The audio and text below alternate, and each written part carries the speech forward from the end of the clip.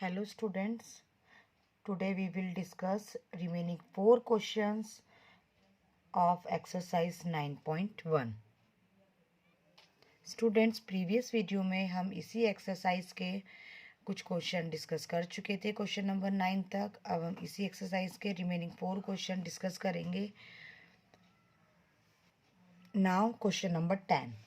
Two poles of equal heights are standing opposite each other on either sides of the road, which is 80 meter wide. From a point between them on the road, the angles of elevation of the top of the poles are 60 degree and 30 degree respectively. Find the height of the poles and the distance of the point from the poles. Students, question number 10 में हमें बोला गया है कि दो poles हैं जो एक दूसरे के अपोजिट डायरेक्शन में खड़े हुए हैं, मीन्स दोनों आमने सामने खड़े हुए हैं। तो हम यहाँ पे दो पोल्स है ना बना देते हैं जिनकी हाइट सेम है, ओके। और दोनों पोल की बीच की जो डिस्टेंस है वो है टोटल 80 मीटर, ओके। अब जो एक पोल है वो किसी पॉइंट पे ग्राउंड पे 60 डिग्री का एंगल बनाता है। कोई दोनों में से कोई भी एक पोल हम ले सकते हैं। तो ये फर्स्ट पोल हम बना देते हैं कि ये 60 डिग्री का एंगल एक पॉइंट से बना रहा है, और जो दूसरा पोल है वो उसी पॉइंट से 30 डिग्री का एंगल बना रहा है। अगर दोनों पोल के बीच की डिस्टेंस मीन्स चौड़ाई 80 मीटर है तो दोनों पोल की हाइट क्या होगी ये हमें फाइंड करना है। तो सबसे पहले हम नेमिंग कर देते हैं A B C D and बीच वाले को हम नाम दे देते पॉइंट को पी, ओके। अब दोनों पोल की हाइट सेम है, ऐसा हमें क्वेश्चन में बोला है, तो इससे हम h ले लेते हैं और इसे भी हम h ले लेते हैं। अब दोनों पोल की डिस्टेंस जो है बीच की दूरी वो 80 मीटर है ना। तो जो फर्स्ट पोल 60 डिग्री का एंगल बना रहा है तो इसे हम x ले लेते हैं, ओके। और अगर 80 में से ये कंप्लीट अगर 80 है, 80 में से x माइनस होगा तो ये जो दूसरा पोल जो एंगल बना रहा है तो उसकी उस पॉइंट से जो डिस्टेंस हो जाएगी वो हो जाएगी 80 माइनस एक्स, क्योंकि कंप्लीट 80 डिस्टेंस है और इतना हमने x मान लिया है तो इतनी डिस्टेंस क्या हो जाएगी 80 माइनस एक्स, ओके। अब हमें दोनों पोल की हाइट निकालना है। तो सबसे पहले जो जो हमारे पास अवेलेबल है पहले हम वो लिख देते हैं। डायग्राम के अकॉर्डिंग हमारे पास जो जो क्वांटिटी अवेलेबल है वो हमने लिख ली। A B H meter, C D again H meter, B D की total distance 80 meter, B P को हमने एक्स सपोज किया है, डी पी को हमने 80 माइनस एक्स लिया है। और यहाँ पे हमारे पास दो एंगल अवेलेबल है 60 डिग्री एंड 30 डिग्री, ओके। अब हम 1 बाय 1 दो ट्रायंगल लेंगे, ठीक है। तो सबसे पहले हम LHS वाला जो ट्रायंगल है वो ना ले लेते हैं। तो we can write in triangle A P B, ये वाला, ओके। अब ये लेंगे तो यहाँ पे हमारे पास परपेंडिकुलर भी है और बेस भी है। तो परपेंडिकुलर और बेस किस में आता है 10 में आता है। तो हम लेंगे tan theta equal P upon में B, means perpendicular upon base. अब थीटा क्या है जो हम ट्रायंगल ले रहे हैं 60 है, तो देन tan 60 इक्वल परपेंडिकुलर है ए बी और बेस जो है वो बी पी है। tan 60 की वैल्यू होती है √3 ए बी को हमने h लिया है और बी पी को हमने x लिया है। नाउ क्रॉस मल्टीप्लीकेशन, तो value of h x √3 equal h, इसको हम ब्रैकेट लगा देंगे ताकि हमको वैल्यू याद रहे कि h की वैल्यू आ गई है। अब हम लेंगे 30 वाला एंगल, ओके। तो ट्रायंगल हमारा हो जाएगा DPC या CPD भी आप ले सकते हैं। तो इन ट्रायंगल CPD, ओके। अब यहाँ भी हमारे पास परपेंडिकुलर है और बेस है, तो हम tan थीटा लेंगे। tan theta equal perpendicular upon base. अब tan थीटा क्या हो जाएगा 30, tan 30 परपेंडिकुलर हमारा हो जाएगा H मतलब CD और बेस हो जाएगा DP। ओके, नेक्स्ट स्टेप में tan 30 की वैल्यू 1/√3, CD H हो जाएगा, DP 80 minus x. Now cross multiplication, 80 minus x equal H√3। Okay, अब यहाँ हमें H दिख रहा है, तो हमारे पास H की वैल्यू क्या थी, x√3, तो हम H की प्लेस पे x√3 रख देंगे। तो 80 minus x x√3 into √3, 80 minus x √3 into √3 3x। Okay, ये अब जो x है नेगेटिव है वो इस तरफ जाएगा, पॉजिटिव हो जाएगा, तो 80 equal 3x plus x, 3x plus x now 4x, 4 1 ज़ा 4, 4 2 ज़ा 8, 20। तो हमारे पास x की वैल्यू आती है 20। x की हमारे पास वैल्यू आ गई। ओके, तो हमें क्वेश्चन में ये भी फाइंड करना था कि जो पोल एंगल बना रहे हैं जिस भी पॉइंट से, तो उन पोल्स की उस पॉइंट से दूरी क्या होगी। तो x की हमारी वैल्यू आ गई, तो हम BP हमने क्या माना था, x माना था, x मीटर, तो x क्या आ गया 20 मीटर, तो BP की वैल्यू हो गई 20 मीटर। ओके, यहाँ हम ब्रैकेट लगा देते हैं। अब DP हमने लिया था 80 माइनस एक्स और x की वैल्यू क्या आई 20, तो 20 माइनस 80 माइनस 20 हो जाएगा 60 मीटर।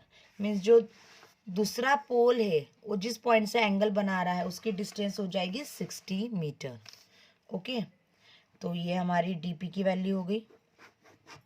अब हमें हाइट ऑफ द पोल निकालना है। अब हाइट ऑफ द पोल हम कैसे निकालेंगे, हाइट हमने पोल की एज्यूम की थी h।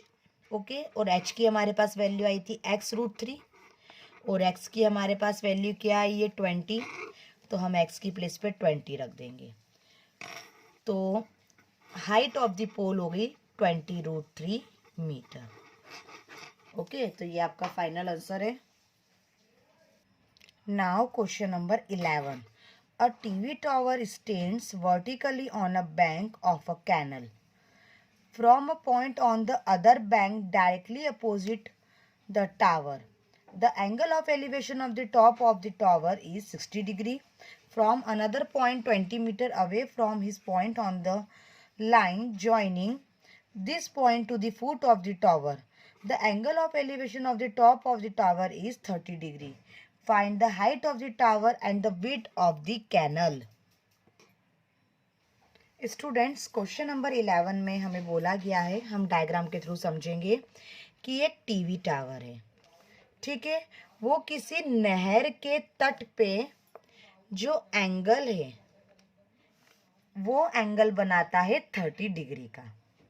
ठीक है, अगर नहर के तट से हम दूसरी तरफ बढ़ते हैं, ठीक है, और दूसरी तरफ तरफ के से 20 सेंटीमीटर, ओके, 20 मीटर है। ओके, 20 मीटर अगर हम बढ़ते हैं तो उस पॉइंट से टीवी टावर के टॉप से एंगल बनता है 60 डिग्री का। ओके, तो ये हमने 30 मान लिया, ये हमने 60 मान लिया। ओके, तो हमें ये फाइंड करना है कि टीवी टावर की हाइट क्या होगी। ठीक है, और जिस पॉइंट से टीवी टावर का एंगल 60 बन रहा है वहां से लेकर टीवी टावर तक की डिस्टेंस क्या होगी। ओके, तो ये हम x मान लेते हैं और ये हम h मान लेते हैं। अब हम नेमिंग कर देते हैं A, B, C and D। Okay, तो जो जो हमारे पास क्वांटिटीज़ है पहले हम वो लिख लेते हैं। AB हो जाएगा h मीटर, BC हो जाएगा x मीटर, CD हो जाएगा 20 मीटर। जो जो डायग्राम में है वो हम देख के लिख देंगे नेमिंग के अकॉर्डिंग। और दो एंगल है तो θ1 हम 30 डिग्री इन्हें ले लेंगे और θ2 हम 60 डिग्री ले लेंगे। तो हम सॉल्व करना स्टार्ट करते हैं। तो सबसे पहले हम एंगल 60 डिग्री लेंगे। ओके, कोई सा भी आप पहले ना ले सकते हैं। तो पहले हम 60 डिग्री लेंगे। तो इन ट्रायंगल, अब 60 डिग्री कहाँ आ रहा है? ACB में, ACB। अब परपेंडिकुलर है, बेस है, तो हो जाएगा tan theta equal perpendicular upon base. अब थीटा की प्लेस पे 60 रखेंगे। परपेंडिकुलर क्या है? AB है और बेस क्या है? BC है। tan 60, ओके, tan 60 की वैल्यू होती है √3, AB की वैल्यू है h और BC की वैल्यू है x। नाउ क्रॉस मल्टीप्लीकेशन, तो x √3 इक्वल h। ये हमारी h की वैल्यू आ गई है, पर ये प्रॉपर वैल्यू नहीं है। प्रॉपर वैल्यू निकालने के लिए यहाँ पे हमको x भी चाहिए। ठीक है, तो यहाँ पे हम इसको छोड़ते हैं और अगले ट्रायंगल पे आते हैं। ओके, तो अगले ट्रायंगल पे आएंगे तो अब हम लेंगे ADB मीन्स 30 डिग्री। तो लिख लेते हैं इन ट्रायंगल ADB। अब ये भी परपेंडिकुलर अपॉन बेस है, तो tan लेंगे, tan theta equal perpendicular upon base. tan, अब थीटा हो जाएगा 30, परपेंडिकुलर कितना है? AB, बेस कितना है? BD। tan 30 की वैल्यू होती है 1/√3। AB की वैल्यू क्या है? h है और BD, अब BD की हमारे पास कंप्लीट वैल्यू नहीं है, पर BD 20 और x मिलके बना रहा है, तो BD की प्लेस पे हम लिख लेते हैं 20 plus x। Now cross multiplication, 20 plus x equal √3h। Okay, अब हम h की प्लेस पे हम रखेंगे x √3, क्योंकि h इक्वल x √3 है। तो 20 प्लस x, तो √3 h की प्लेस पे हम रखेंगे x √3। 20 plus x as it is, √3 3x। Okay, 20, x इस तरफ जाएगा, नेगेटिव हो जाएगा, तो 3x माइनस x, ये हो गया 20। 3x माइनस x 2x, 2 1 ज़ा 2, 2 1 ज़ा 2, 0। तो x की वैल्यू हमारे पास आ गई 10। मीन्स जहाँ पे एंगल 60 डिग्री बन रहा था उस पॉइंट से लेकर टावर तक की जो डिस्टेंस है वो एक डिस्टेंस हमारी क्या आ गई? x। अब हमारे पास डिस्टेंस तो आ गई, अब हमें टीवी टावर की हाइट निकालना है। तो टीवी टावर की हाइट हो जाएगी, टीवी टावर की हाइट हमने सपोज करी थी h, और h की वैल्यू हमारे पास क्या थी? x √3, और x की वैल्यू अभी हमारे पास आई है 10। ठीक है, तो tan √3 हो गया। तो height of the TV tower is tan √3 metre. Okay, तो यहाँ पे हमारा क्वेश्चन नंबर 11 फिनिश होता है। Now next question, as observed from the top of a 75-meter high lighthouse from the sea level, the angle of depression of two ships are 30 degree and 45 degree. If one ship is exactly behind the other of the same side of the lighthouse, find the distance between the two ships. Students, ये question हम diagram के through है ना समझेंगे। एक light house है जिसकी height है 75 मीटर।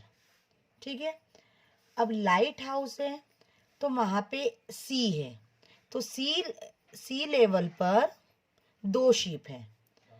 तो एक शिप लाइट हाउस के टॉप से 60 डिग्री का 45 डिग्री का एंगल बनाता है। ओके, उसी के जस्ट पीछे लाइट हाउस के ही डायरेक्शन में, उसी डायरेक्शन में एक दूसरा शिप है, वो लाइट हाउस के टॉप से 30 डिग्री का एंगल बनाता है। ओके, तो हमें ये है ना बताना है दोनों शिप के बीच की डिस्टेंस क्या है। ओके, एक शिप यहाँ है, वो लाइट हाउस से 45 डिग्री का एंगल बना रहा है, और दूसरा शिप उसी के जस्ट पीछे जो लाइट हाउस से 30 डिग्री का एंगल बना रहा है। तो दोनों शिप के बीच की दूरी कितनी है, वो कितनी डिस्टेंस पे खड़े हैं।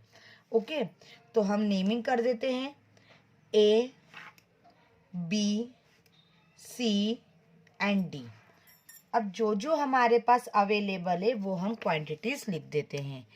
ए बी हो जाएगा 75 मीटर।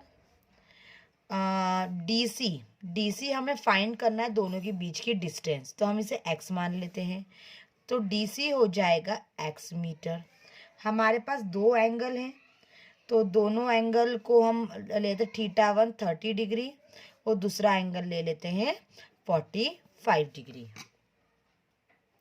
स्टूडेंट्स, अब हम सॉल्व करना स्टार्ट करते हैं। सबसे पहले हम 45 एंगल ले लेते हैं। परपेंडिकुलर है तो हम बेस निकाल लेते हैं। तो in triangle A C B tan theta equal perpendicular upon base हो जाएगा tan 45 डिग्री। परपेंडिकुलर है ए बी और बेस है बी सी। tan 45 की स्टूडेंट वैल्यू होती है 1, ए बी की वैल्यू हमारे पास 75 है, बी सी की वैल्यू नहीं है तो हम B C as it is लिखेंगे। नाउ क्रॉस मल्टीप्लीकेशन, तो बी सी इक्वल 75 मीटर, तो हमारे पास बी सी की वैल्यू आ गई।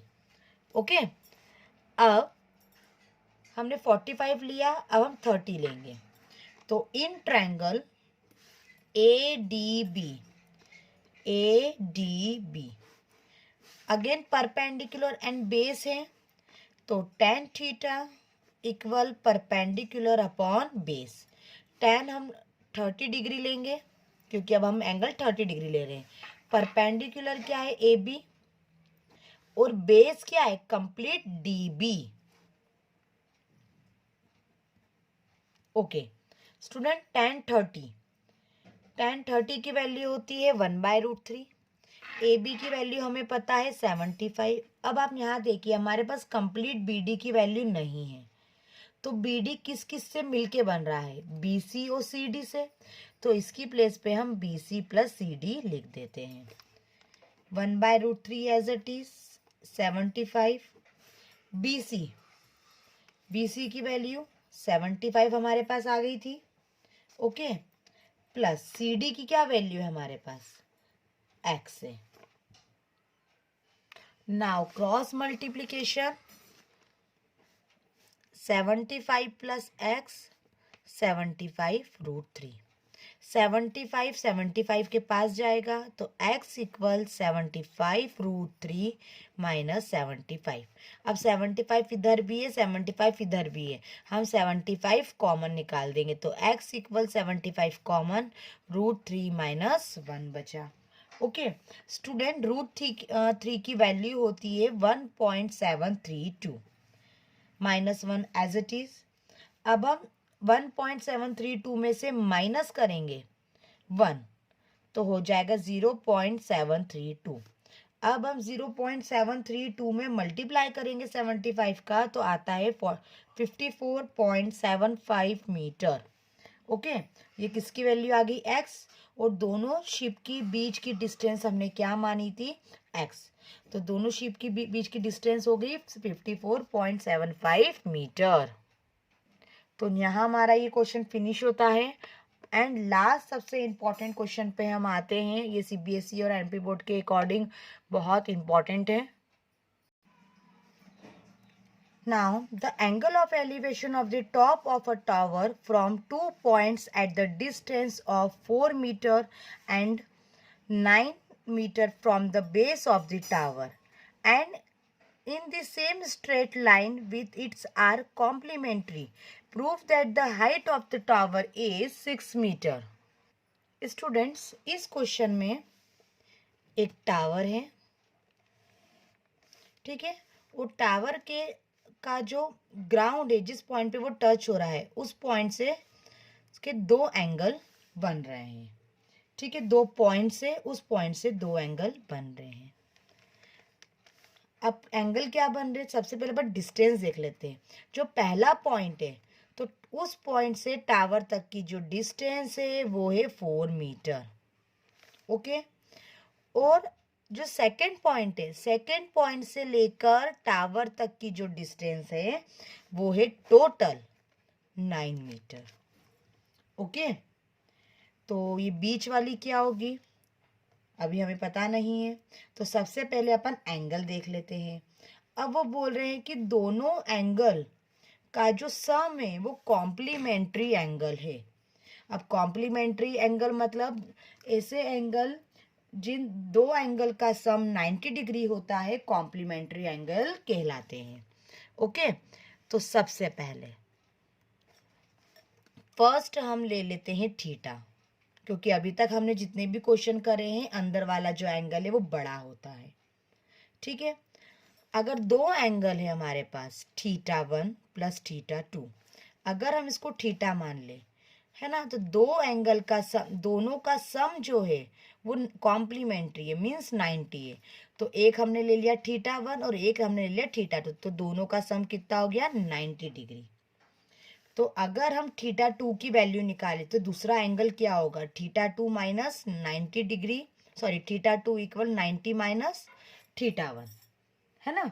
तो मतलब 90 में से अगर मैं पहला एंगल माइनस कर दूं तो मेरे पास दूसरा एंगल आ जाएगा। तो दूसरा एंगल हो जाएगा 90 माइनस थीटा, ओके। तो हमें ये प्रूफ करना है कि टावर की हाइट प्रूफ करो कि 6 मीटर है। तो हम A B C D points ले लेते हैं और एच ही मान लेते हैं, ओके। तो सबसे पहले हम लेते हैं ट्रायंगल ए बी सी।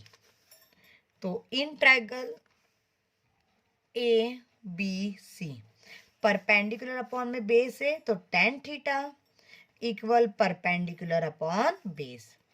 अब यहाँ पे थीटा क्या है, थीटा ही है, और परपेंडिकुलर क्या है, ए बी, और बेस क्या है, बी सी, ओके। अब tan theta as it is A B क्या है, एच है, और बी सी क्या है, 4 है, ओके। तो ये यहाँ पे अब थीटा की हमारे पास कुछ वैल्यू नहीं है, तो हम यहाँ पे कुछ रख नहीं सकते, तो यहाँ पे हम इक्वेशन नंबर 1 ले लेते हैं, ओके। अब हम ट्रायंगल लेंगे A D B. In triangle A D B again perpendicular upon में बेस मीन्स tan थीटा, तो tan theta equal perpendicular upon base. अब अब यहाँ पे थीटा क्या है, 90 है, 90 माइनस थीटा, परपेंडिकुलर क्या है, ए बी है, बेस कंप्लीट है, बी डी, ओके। अब tan 90 माइनस थीटा, स्टूडेंट्स ये हमने चैप्टर 8 में पढ़ा है, tan 90 माइनस थीटा होता है cot थीटा। ए बी क्या है, एच है, बी डी क्या है, 9 है, ओके। अब इसको हम इक्वेशन नंबर 2 ले लेते हैं। अब हम इक्वेशन नंबर 1 एंड 2 को मल्टीप्लाई करेंगे। tan theta into cot theta, LHS से LHS मल्टीप्लाई करेंगे और RHS से RHS मल्टीप्लाई करेंगे, okay. Student, tan theta as it is, cot को हम लिख सकते हैं 1/tan थीटा, ये हमने चैप्टर 8 में पढ़ा है। h into H square, 4 into 9 36, 10 से 10 कैंसल, तो रिमेनिंग पोर्शन हमारे पास आया 1 इक्वल एच स्क्वायर अपॉन 36। अब 36 क्रॉस मल्टीप्लीकेशन, तो 36 इक्वल एच स्क्वायर। अब जो ये स्क्वायर है वो 36 के ऊपर जाएगा तो रूट के फॉर्म में हो जाएगा, और 36 किसका रूट होता है, 6 का, ओके। तो हमारे पास हाइट ऑफ द टावर आ गई 6 मीटर। ये हमारा क्वेश्चन प्रूफ हो गया। ये हमारा इस चैप्टर का लास्ट क्वेश्चन था। इसी के साथ हमारा चैप्टर 9.1 फिनिश होता है। जितने क्वेश्चन मैंने आपको 3 पार्ट्स में करवाए हैं और जो एग्जाम्पल मैंने आपको होमवर्क में दिए हैं इनको अच्छे से करिएगा। एमपी बोर्ड और सीबीएसई के अकॉर्डिंग ये क्वेश्चन बहुत बहुत इम्पॉर्टेंट है। Thank you very much.